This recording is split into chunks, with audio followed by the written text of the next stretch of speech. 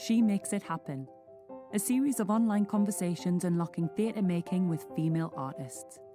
Produced by Little Soldier Productions with the support of Spain Arts and Culture and Spanish Embassy in London.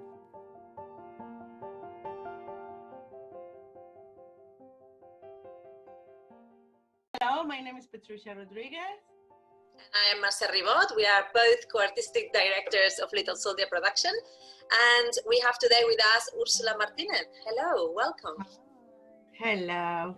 So welcome to everyone. Welcome to our series of online conversations, She Makes It Happen, unlocking theatre making with female artists, leading international female artists of Spanish heritage, supported by Spain Arts and Culture and Spanish Embassy in London. Just before we go ahead with our guest, just a little bit of housekeeping. If you are watching this Zoom live on Facebook, make sure that you post your questions in the comment section, and we'll have a look later on to answer your questions. If you are joining us in the webinar, make sure that you post your questions in the Q&A or in the or also you can do it today on our chat. But keep it yes, just to let you know. So just before going ahead, we are just going to give you a short summary. So we introduce a little bit of who is Ursula Martinez for those who don't know, which are not going to be many people, of course. She is a performer, writer, director, and Cult Cabaret Diva. Her award-winning solo shows tour all over the world and collaborates with international artists. Ursula is now collaborating with us at Little Soldier as a director in our new piece called Nothing Happens Twice, which blends Beckett and our personal journey in theatre, our failures, our successes. From our experience of sharing a creative process, we can only say that our admiration for her has grown higher. It is an absolute joy to work with her as a director. She's, yes, it's true. She is meticulous, very meticulous, I have to say, very good, very honest. She has got an extraordinary eye for making, a fantastic sense of humor, an extraordinary capacity for making us better than we are actually. So we cannot wait to get back with her in the room. So hopefully very soon. Just to continue a little bit more, Ursula, she's a London-based artist. She studied French and theatre at Lancaster University. In the mid-90s, she began to performing solo in the London club cabaret scene, which she very quickly made a name for herself. In 1998, with collaborator Mark Whitlow, she created her first theatre show, A Family Outing. It's an autobiographical theatre piece starring herself and her parents, which received rave reviews at the Edinburgh Fringe. Martinez and Whitlow produced 2 more autobiographical shows, which together with A Family Outing formed a trilogy called Me, Me, Me, which was presented at the Barbican Bite 2006. So other solo shows by Ursula Martinez include My Stories, Your Emails, co-commissioned by Barbican and IQN, I don't know if I'm saying it right, and also Free Admission, co-commissioned by South Bank, London, and Fierce Festival in Birmingham. In 2017, she co-created Wild Boar, an international collaboration with Adrian Truscott and Zoe Kunz-Marr, commissioned by the Mold House in Melbourne. Martinez is an original cast member of the contemporary circus cabaret phenomena La Clique La Soirée. She is also an associate artist with iconoclastic performance provocateurs Ducky, with whom she created the smash hit Olivier Award-winning show C'est Ducky. As a director, Ursula co-directed award-winning Office Party with collaborator Christopher Green, directed Lucy McCormick's smash hit sellout show Triple Threat and Post Popular, and most recently she's directed Leah Shelton in Beach on Head. She recently made her new show A Family Outing 20 Years On, which premiered at the Perth Festival in February 2019 and then traveled many places, one of which was the Barbican. And for all her theatrical accolades, Ursula Martinez is probably most well known for pulling hankies out of her vagina. Correct. Hello. Welcome. Welcome, everyone. This is great. So all of that, just to say, but she's most well known for pulling handkerchiefs out of her vagina. Yeah, very good. So that's the question for you. So when you meet someone new, what is the thing that you say, that you do? Like someone, what is the first thing you say? I am a performer, a theater maker. What is like the first? This is the first question. You're talking about how you describe yourself. Within the industry, because if I'm meeting someone for the first time, you know, who I fancy, and we're in a bar, it'd be something quite different. Okay, in terms of industry, yeah, I suppose I say I'm an artist is probably the absolute most generic thing. I'm a theatre maker. A performer. I don't know. It depends on my mood. Okay, so it varies. It varies. Yeah, I don't think there's a default. There's like a default like. I just say. I think it depends on my mood. Okay, fair enough. Yeah. And so we just mentioned your world famous cabaret act, the Hunky Panky. Which is like for those of you who haven't had the chance to watch it, is a magic striptease, which the Daily Telegraph said it was one of the most inventive striptease routines ever devised. So you've traveled around the world with it, and but our question is, how was it performing it for Prince William and Prince Harry? Oh, gosh. Yeah, how was it? Prince Harry gave me a standing ovation. Of course. Nothing else needs said. He was standing at the back. Prince William was more reserved, was further down the front and clapped politely. Oh, very good. And has it ever gone wrong? The big finale? Has it ever?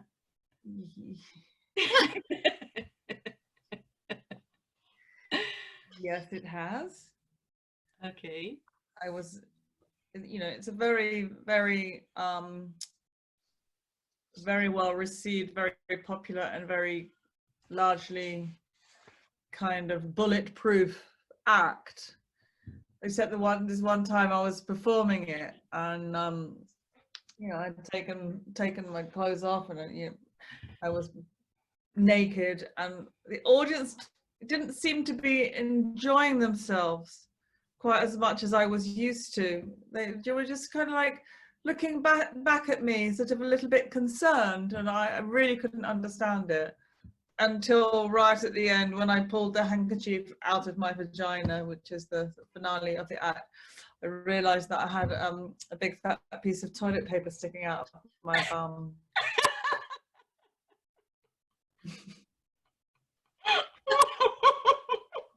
And then I understood why the audience was looking concerned. Oh my gosh. Okay. Well, like, it was really massive. I mean, this is so great. I mean, there was one other time when the audience was looking concerned, and that was bad enough because because my tampon string was exposed. But like, you know, at least that tampon string is meant to be there. Exactly. Yes. No, like, you mean that's embarrassing? Like, it's not meant to be showing, but it's in the right place at the right time. Exactly. Toilet paper is never meant to be there. Never. It should never be there. How many times would you say you've done that routine? God. Well, I invented it 21 years ago, I've just done it hundreds and hundreds and hundreds and hundreds of times. Okay. It's a low rate for something to go wrong, just like once or twice. So Yeah, I think, yeah, twice Hey. really. Oh no, there was another time when I went on stage. I don't know why, we'd done a sound check. The music was double time. It was like, so it was like, that's one of it was like, so I mean the act is only 5 minutes long and the music was double time, so it was done in 2 minutes. That's one of these like horror nightmares of like any performer, isn't it? For those who hasn't never seen it, it's available on YouTube, so they can see, they can watch it there, right? The Hunky Panky, Ursula Martinez piece. So you can imagine what it means to go double time on this act. So let's move on to another show of yours. So one of your first cabaret acts is Viva Croydon, which is described as high comedy, classical guitar, and fraudulent flamenco combined as the suburban South Londoner comes over all exotic. So what is the impact, would you say, of your Anglo-Spanish heritage in your humor and you know, and the rest of your work? How is your Spanish? I mean, I deal a lot with autobiography and sort of identity and personal identity, and yeah, I guess it's no surprise, or yes, it's not surprising that well, it doesn't surprise me that the first act that I ever made was about being half Spanish and half English. The first thing I ever made. And I come out at the beginning and I'm speaking in Spanish and I call the audience idiotas, and they all understand, because if you say idiota to an English audience, they know that you're calling them an idiot. So the audience gets pleasure from understanding me speaking Spanish to them, because I know how to choose the words to, you know, if I say estimulación clitorial or penetración anal, together with physical gestures, they tend to understand what I'm talking about. And they get as much pleasure from understanding. And then at one point I kind of pulled the rug away from under them and I switched to English and said, well, actually I'm from Croydon, I grew up in Croydon. And yeah, I get a lot of enjoyment from the fact that the setup, that because of the setup, I get a great laugh simply by saying, I'm actually from Croydon. You know, which out of context doesn't sound like a great punchline. But in context has quite a fun impact. So yeah, that was the first act that I ever created, and it's called Viva Croydon. It's about duality. Yeah, it's about cliches and stereotypes, cultural and national sort of like stereotypes, or yeah, how we perceive other nationalities in a kind of in a general way. And yeah, I still do that act sometimes, not very often, but I still do it sometimes. I think there's also like one in YouTube. I don't know if is it one that we went to Australia maybe? Yeah, in Melbourne. Yes, that's really brilliant. And how did you get into the whole London cabaret? How you get from, you know, like studying performing arts at university to yeah, well, I was literally like really frustrated as a sort of unemployed actor, and wasn't getting any work. I'm really shit at auditions, and just out of pure frustration, I've always been a sort of like a sort of I was always like the class clown and the party entertainer. I will always be the one who like pick up a guitar and sing songs and sort of get a party started, or take my clothes off as well, whatever.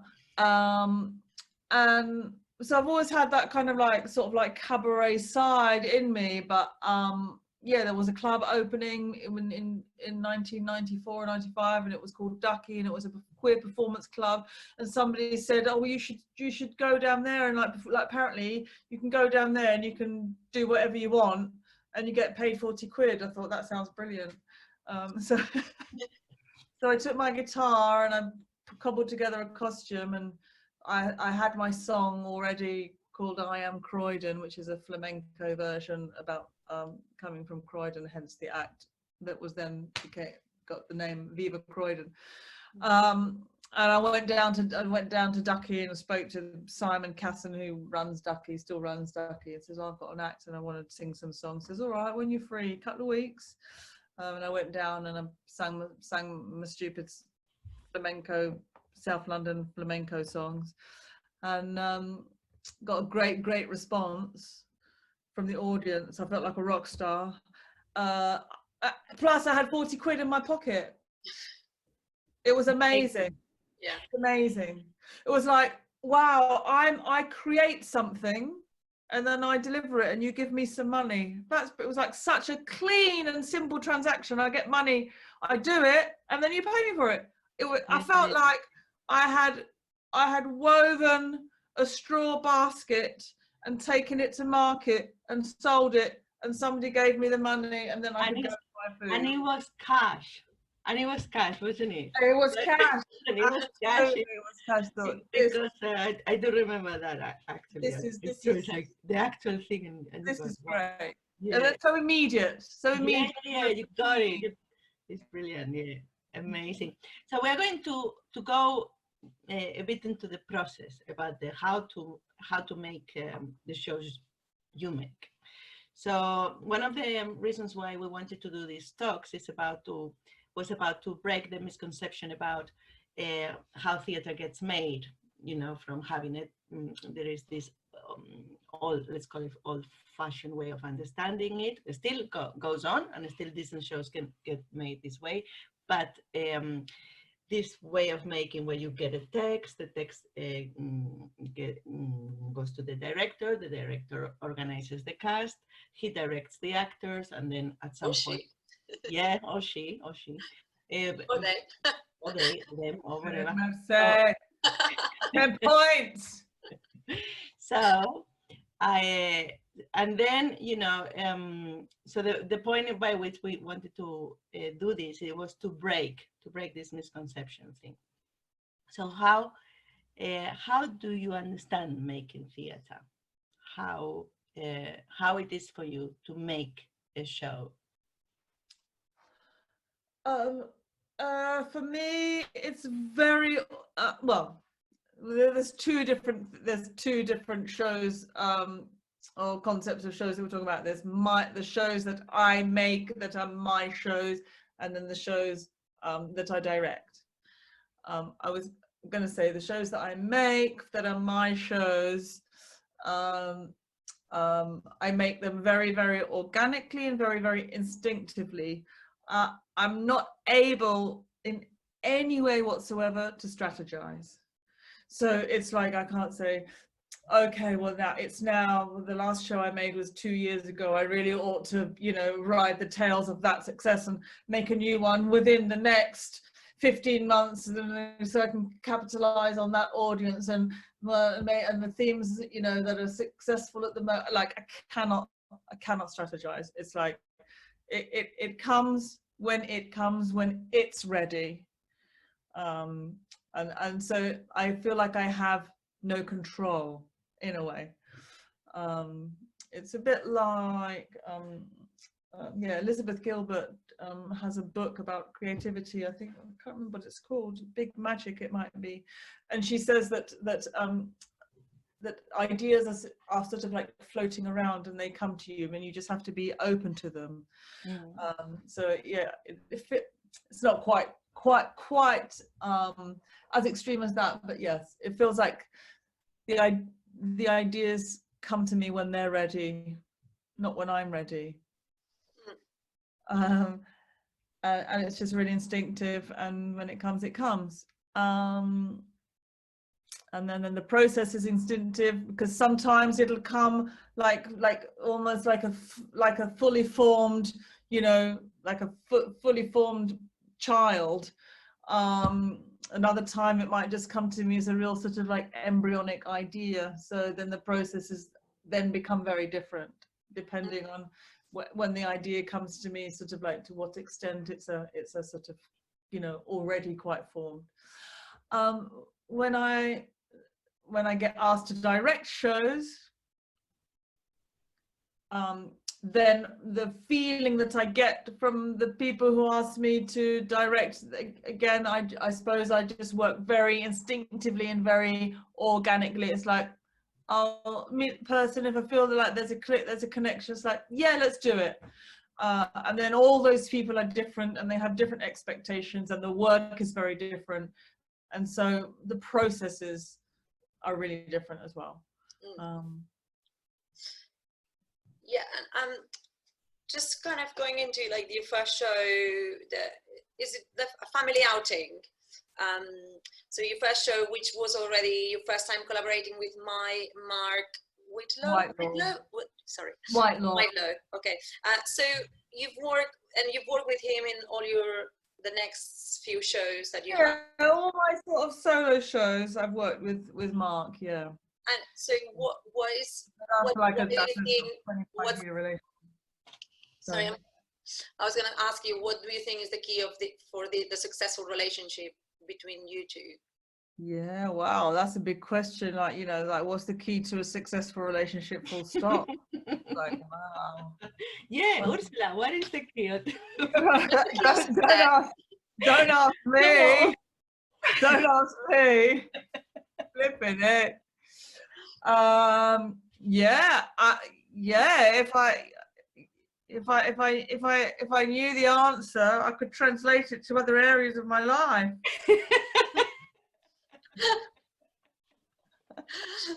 Okay. Yeah, it's the longest relationship. Yeah, I guess when do you bring him in different moments? Like, obviously you were saying that there's each project kind of was born differently. Yeah, yeah. So yes, again with Mark, sometimes I've literally come to Mark with just a seed of an idea, or a starting point. Might even just be like an image and a title and a theme, but like that's all. So then it's like a very, very much a collaborative process. And other times I've come to him with, you know, sort of a script sort of 70% written. Okay. So and apart from Mark, who is in the room with you, is there anybody else, or is just you two? That's me and Mark. Okay. With the recent show, A Family Outing 20 Years On, we had a video maker who was in and out of the room with us. That was Mark Moreau, who's going to hopefully be working on our project, because we were using the footage from the show from 20 years ago and playing with, yeah, we didn't know how much we would be playing with the video, so he was on board sort of through the process. But usually it's just me and Mark. Well, I've never actually used a set designer. Okay. Never used a sound person.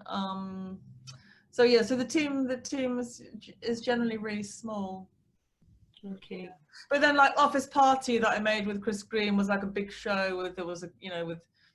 We employed like 7 or 8 actors in addition to me and Chris, and a designer and a sound designer and a stage manager, and that was a big team. But when it's sort of like my solo shows tend to be quite Well, in a family outing, 20 years on, the one that you do with your mom. Yeah.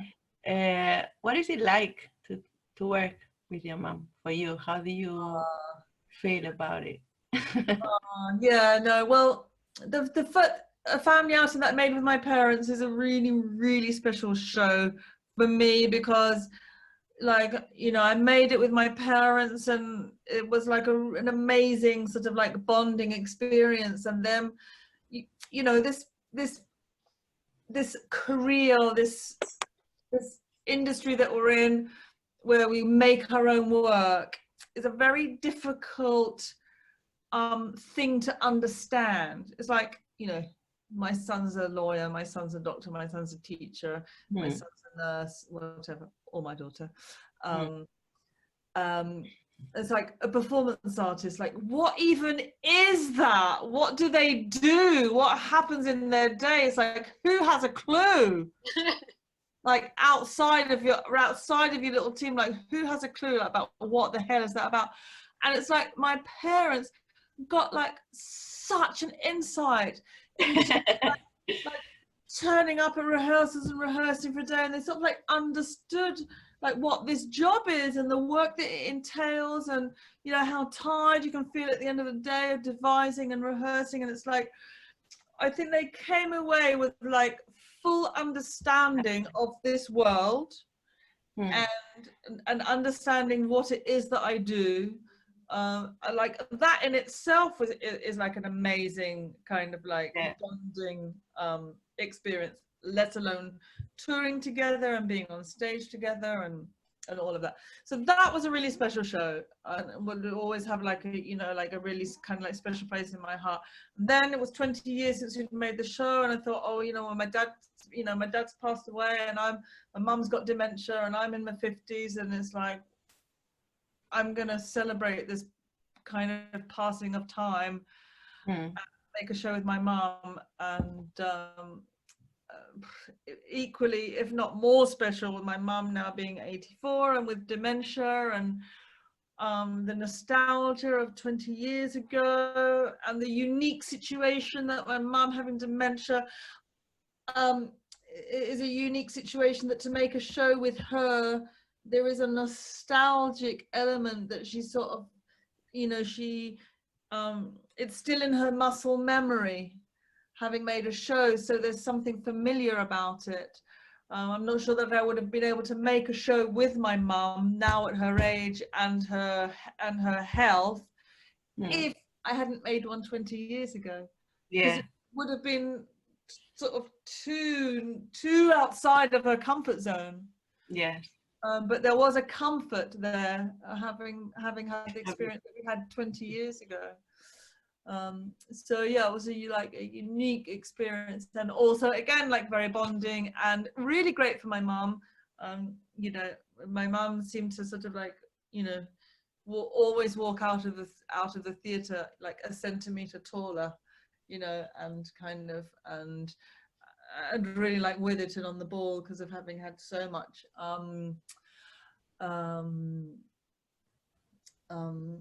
what's the word? I can't think of the word now. Yeah, but anyway, just her you know, her whole kind of like her brain's having to kind of like be stimulation. That's the word. Stimulation had so much stimulation that just everything seemed to sort of like click. And after the show, she'd be really on a high, and it seemed to be really good for her. And then the next day, she would have no recollection of what she'd done the night before. Another matter. It's like magic. She's amazing. It's like it really is. She's great. Like she really owns the stage. And yeah, well, talk about being in the moment. If like theatre's about being in the moment, it's like my mum is like being in the moment. In the moment, because she has no recollection from the night before, so she can't think, oh, I did that. She can't be on stage thinking, oh, I don't think that came out as well as it did yesterday. Like we all do, our little voices in our head. You know, you're so good today. Now I'm going to move here.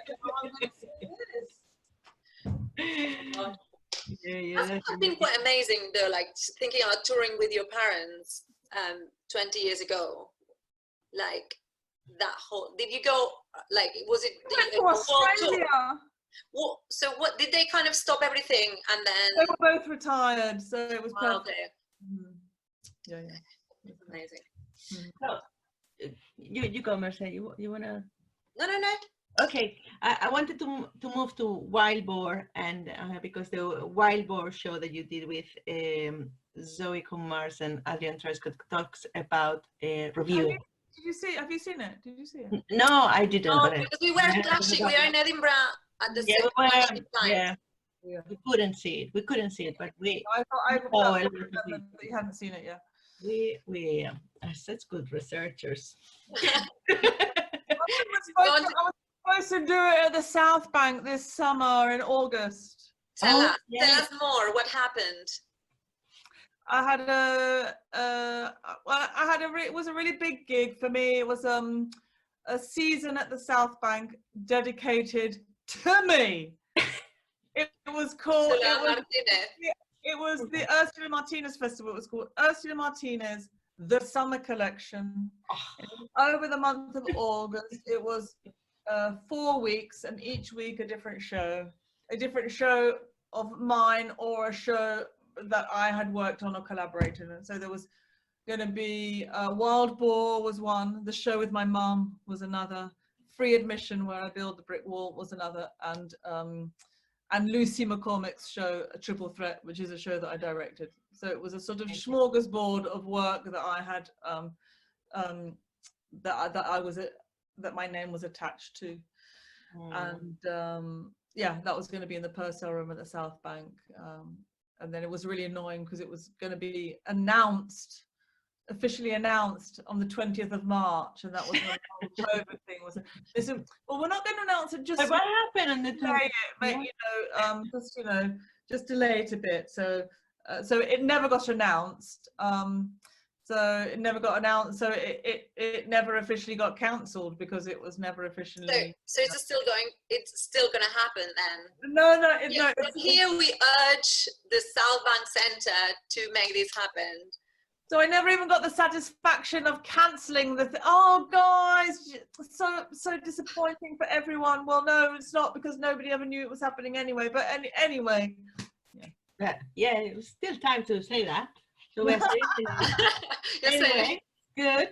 So yeah, going to Wild Boar, I was gonna say it's about reviews, and through this series of conversations we have asked panelists about their views on reviews.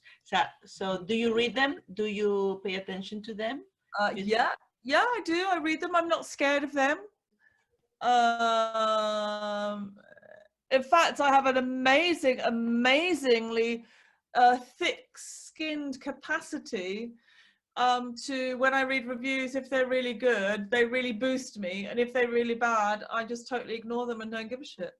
How do you do it? I don't know. This is like the perfect combination for any.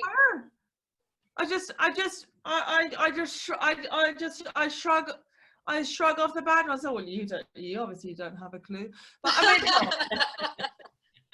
I mean, and sometimes they don't have a clue because well, this is in the Wild Boar show. I talk about one of the reviews, which was a review of, it was a 1-star review of Free Admission. Okay. Which is in this show during the course of quite a sort of personal, confessional monologue type scenario. I'm building a brick wall between me and the audience, and it's a real brick wall with real bricks and real mortar, and I went on a bricklaying course and everything so I could know how to lay bricks while just chatting to the audience. And it's a bit sort of like this, I'm sort of like chatting to the audience but like building the wall, and it gets higher and higher, and a reviewer says, for no apparent reason, Martinez builds a brick wall for no apparent reason other than to stop her making wanking gestures with her hands. And it's like, she builds a brick wall but like the crux of it is, she builds a brick wall for no apparent reason. Well,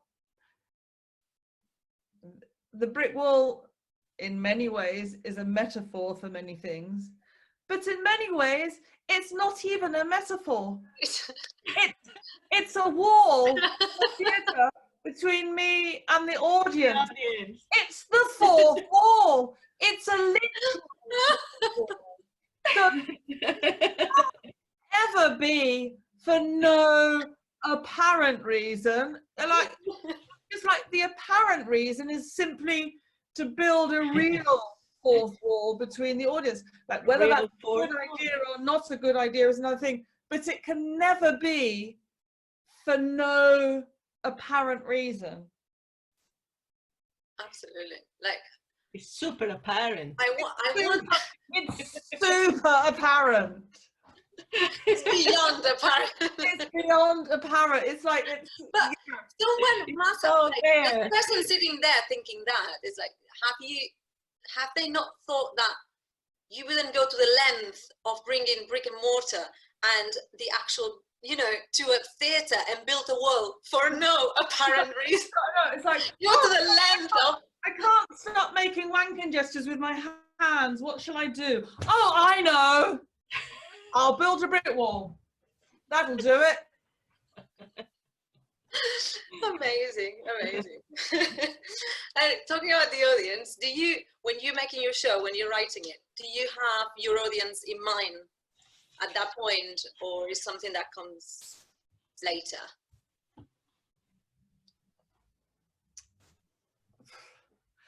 I find that really hard to answer. I think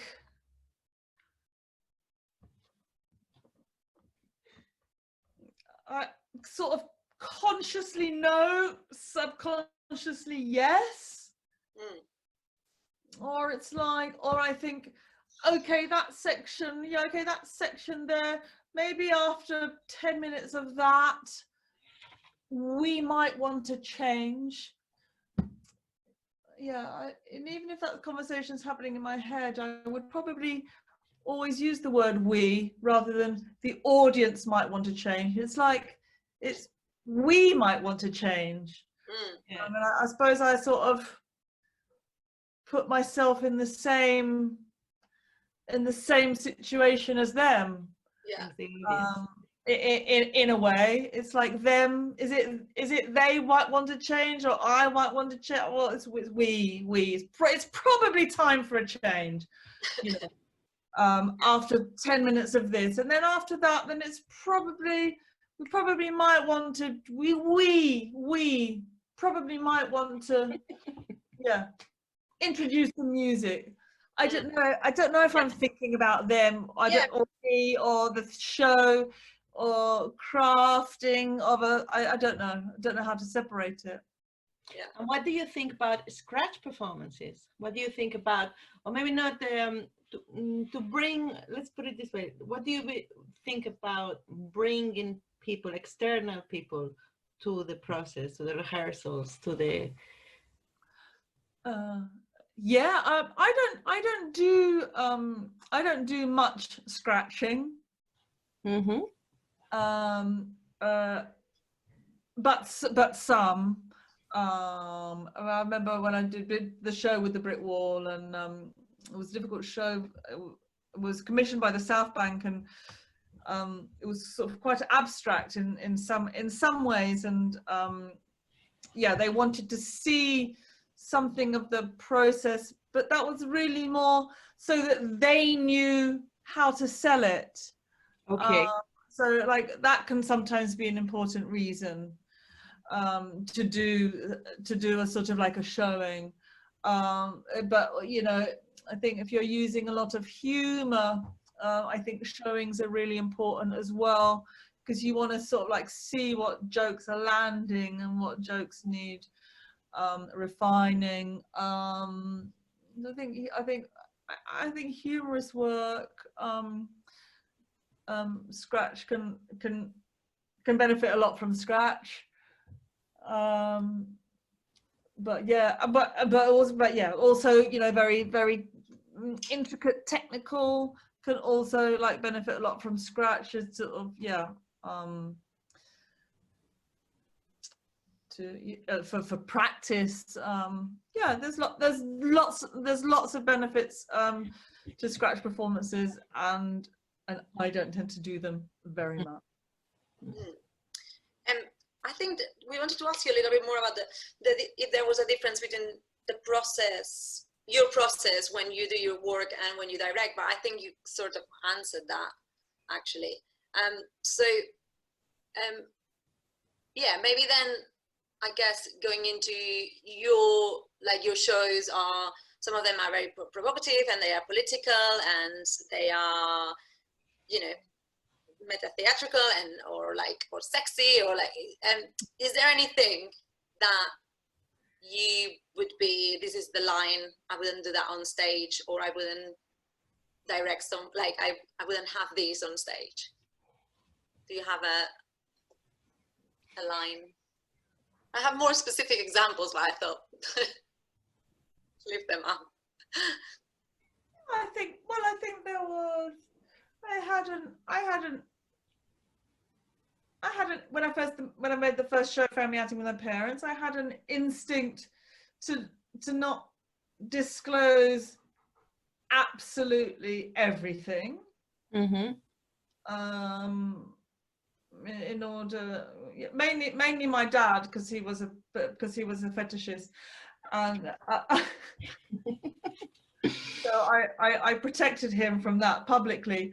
But that wasn't just a sort of well, I'm not prepared to do that. It was also because it was actually integral to the sort of artistic objectives of the piece, in that I wanted, it was like a family sitting on a sofa, but I wanted it to be the absolute opposite of a Jerry Springer freak show. It's like, no, here we are, here's my mum, here's my dad, we argue a bit because, you know, you're a bit annoying. Well, no, you are.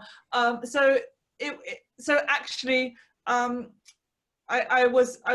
didn't want to disclose anything sort of sensational, because that would have been the opposite of one of the artistic objectives of the show, was to sort of be quite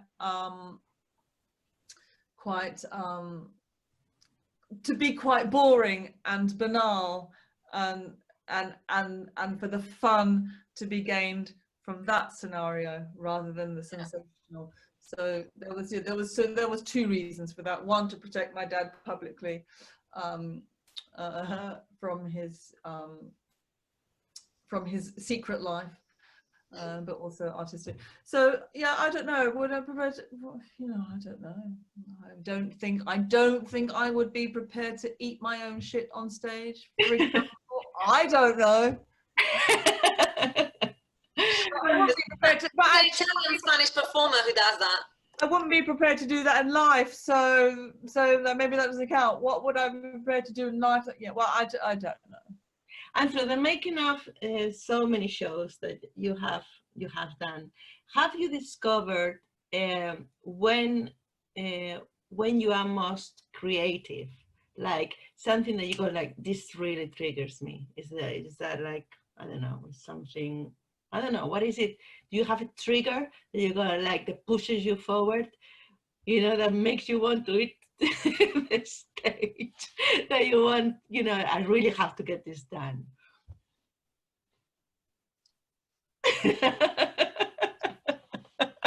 I really have to get this done now.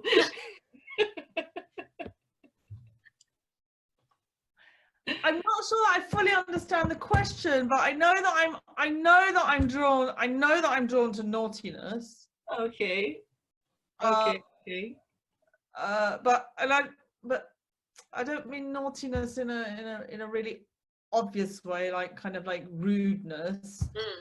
But like, I don't know, just like really like breaking the rules of theatre is in a theatre is, you know, is naughty, you know, when they say, you know, never engage with your reviewers. Let's engage with our reviewers and make a show about, you know, about the reviews. So there are lots of ways to be naughty. I mean, naughty and rude is one of them, which I'm also drawn to. But naughty and playful and naughty and rule breaking, I'm drawn to. So naughtiness fuels you. That's good. That's good. Just before we carry I just kind of realized what time it was, and we basically have about 10 minutes. So if you want to make some questions, do them now. Post them on our Q&A by pressing your Q&A button at the bottom of your screen. What is that number there on the chat? What is that? And then there's another chat as well, which we say hello to Sarah Jane, our producer. And we probably have some more people on the Facebook. So if you are on Facebook now live, please do your questions. People are saying that they'll do a petition to do the South Bank season. Petition now.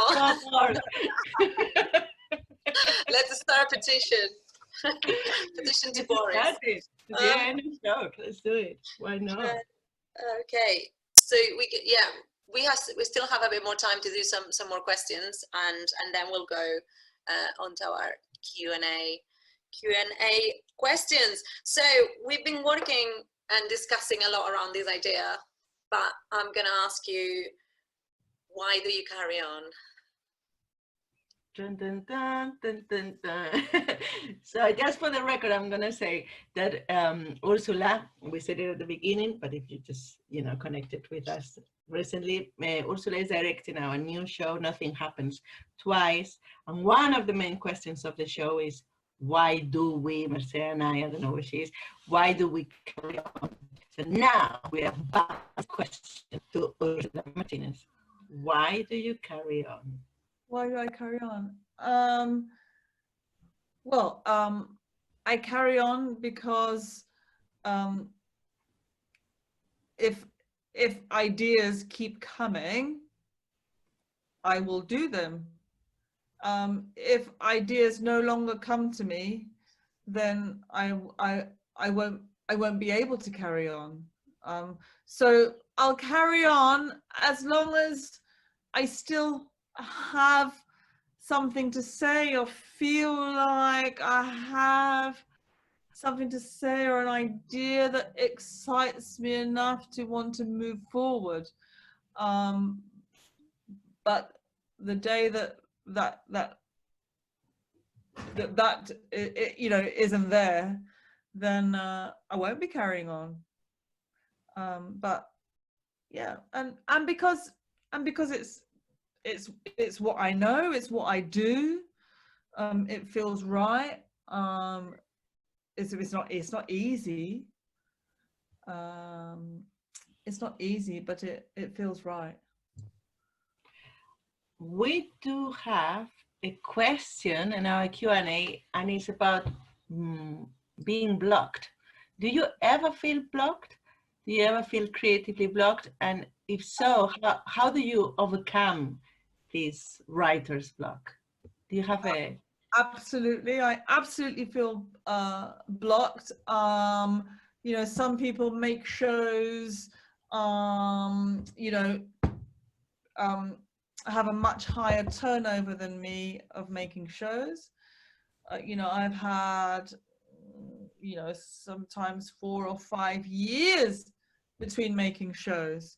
Part of that time I've been busy having success with the previous show and touring it a lot and getting lots of work, but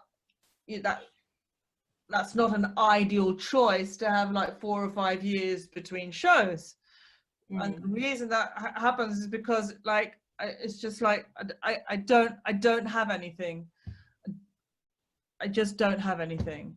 And one of the things, a tool that I use for writer's block or creative block to push through that block is The Artist's Way by Julia Cameron. It's a really, really helpful book, and it is all about pushing through creative blocks and finding creative breakthroughs. And yeah, The Artist's Way by Julia Cameron, I highly recommend it. Well, there's a whole bunch of, it's one exercise really, that's the one that I always just draw on, which is morning pages, that you wake up in the morning and you're supposed to write 3 pages with a pen on A4 lined paper. You write 3 pages of anything that you want, and the key is that you must not edit yourself. You just have to be really, really free. And it's great. Do that for a couple of weeks and something is going to turn up. Yeah, it's great exercise actually, because it's kind of like quantity, no? It's like you do, isn't it? Am I wrong saying that? It's like it's quantity. It's Well, you. I think it's about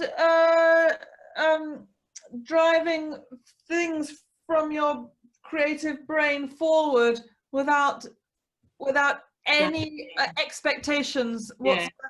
Or And censorship, isn't it? You just kind of. that's the thing that's freeing, is to not edit yourself. You know, my friend Lucy McCormick, who, you know, whose shows I've directed, she posted something on Instagram recently. It was really was so simple, and she wrote, write drunk, edit sober. Oh yeah, that's a good one. So like Morning Pages is a bit sort of like the concept of writing drunk in a way. Obviously, hopefully you're not drunk at 8 o'clock in the morning, but it's that idea that you write freely without any pressure or expectations for anything to be good or clever or funny or interesting or anything, because it doesn't matter. So it's that sense of like when you're drunk, oh, so I'll write this, I'll write this, I'll write that, I'll write that. Then if there's something in there, you can look at it when you're sober and go, oh, that's good. Yeah. Write drunk, edit sober. And when do you think a piece is finished?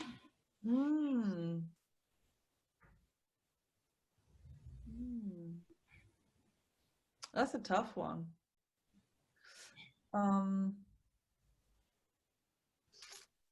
Some pieces, yeah, I think it depends on the piece. Do you edit them as you go touring? Yeah. A little bit, not much, but a little bit, yeah. Okay, let's see if we have any more questions. Also, some shows just even need changing or addressing. If you take it to a different country, and some of the language might need changing, or the cultural references, or so. Yeah, sometimes, you know, it's an ever kind of evolving thing. Can I ask you a question before Patricia looks if we have any other questions on the Facebook? Have you ever been double booked? Oh, yeah. Have you ever been double booked? I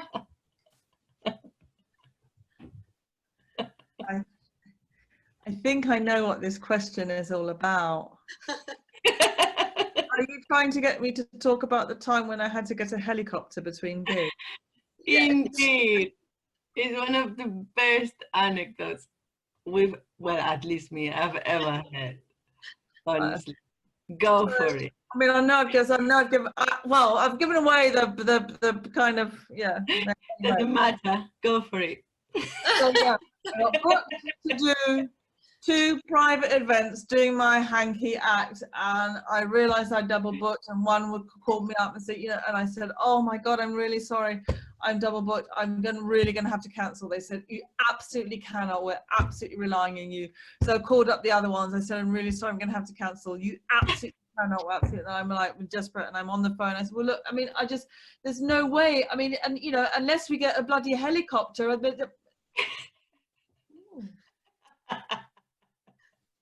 I look up helicopters between A and B.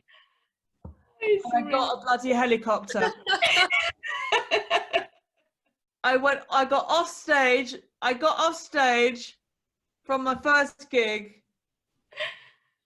I literally threw something on, grabbed my bags, and ran to there was a field in a school, because there was a field in a school like next door to the venue that I was, and that's where the helicopter landed to pick me up. So fantastic. Nobody people can say that. I so wished I'd filmed it. Oh yes. Like me running to the helicopter, you know, in my high shoes. Indeed. Okay. We're coming to an end. So thank you so much. We have another question. Do you have in your history? Oh, you could have another. So, is there any project that you've done in all of the projects that you've worked on that you weren't very happy with, or wish that you now, with what you know now, you could have another go? I wouldn't ever. I have sort of like my favorite shows from my back catalogue and my least favorite shows from my back catalogue, and I don't think my least favorite shows I would be interested in having another go. So yeah, I don't think. I've tried out little cabaret ideas that have absolutely like died a death, and sort of like characters and stuff. Characters, whenever I do a character, it doesn't work. All right. I just have to be me, even if it's heightened versions of me. Yeah, characters have never really worked. But yeah, my theatre shows, yeah, I've never sort of like had a massive flop, but yeah, I have my favorites and my least favorites. Okay, well, thank you so much, Ursula. It's been so nice to have you. It's been such a pleasure. I had so much fun. Likewise. And thank you so much to everyone who tuned in to She Makes It Happen. It's been such an amazing few weeks, you know, chatting to you, all of you, and we hope we can carry on at some point. Thank you to the Spanish Embassy. And thank you, Spanish Embassy. Spanish Embassy. And make it happen again. And Spanish Arts and Culture for supporting this. And I don't know if there's anything else you want to say, Patricia. I just want to say thank you because there has been some attendees that have been following us every single week. So thank you so much. Thank you so much for all of you who have shared all of our fellow theatre companies in the UK and in Spain. Thank you so much for sharing social media. And yeah, and our friends and family. My kids have been every Tuesday and Thursday in the other room. Locked up in a cupboard. So thank you. I just want to say thank you to them. Oh. Well, this is my Samuel's bunk bed. This is my son's bed. So yeah. And I think one last thing, if you enjoyed it, thank you, as we look at the world. If you enjoyed these as well, just comment, just sign up to our newsletter or follow us on at Little Soldier Productions.